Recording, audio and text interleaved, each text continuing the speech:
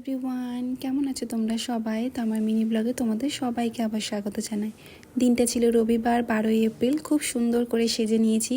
সেদিন আমার জন্মদিন ছিল। তোমরা আমাকে সবাই মেসেজ করে উইশ করেছো, তার জন্য অনেক অনেক থ্যাংক ইউ।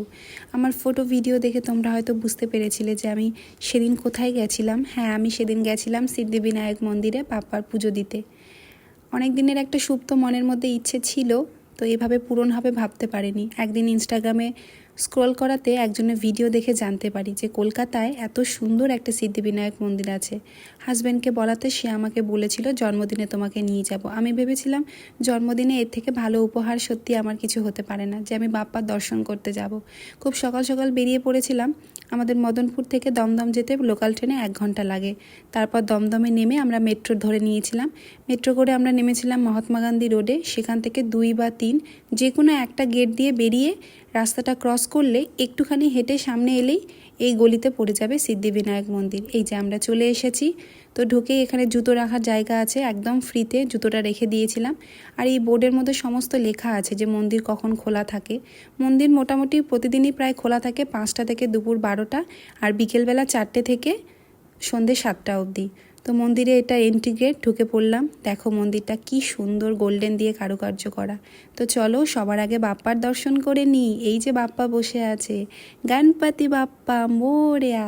আমি বাপ্পার কাছে কিছুক্ষণ বসেছিলাম। আমার হাজব্যান্ড গিয়ে দোকান থেকে এই ঝুড়িটা নিয়ে আসে। এর মধ্যে সব আছে, ফুল, মিষ্টির ভোগ, দুর্ব সব। তো পুরোহিতকে দিতে হবে, সে পুজো করে তোমাকে দিয়ে দেবে। আর যেই দোকান থেকে এই ঝুড়িটা নিয়েছিলাম তাকে আবার যাওয়ার সময় ফেরত দিতে হবে।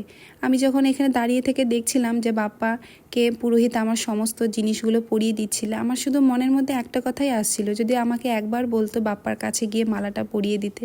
আসলে এত কাছ থেকে বাপ্পাকে দেখছি তো নিজেকে আর আটকাতে পারছি না, বড্ড লোভ যে বাপ্পার ওপর।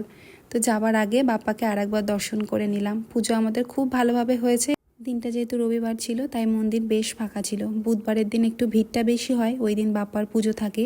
এই বোর্ডের মধ্যে সমস্ত কিছু লেখা আছে, তোমরা চাইলে ভিডিওটা পজ করে দেখতে পারো।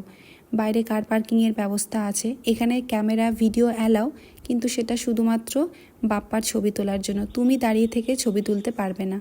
তো বাইরে বেরিয়ে দেখি প্রসাদ বিতরণ চলছিল।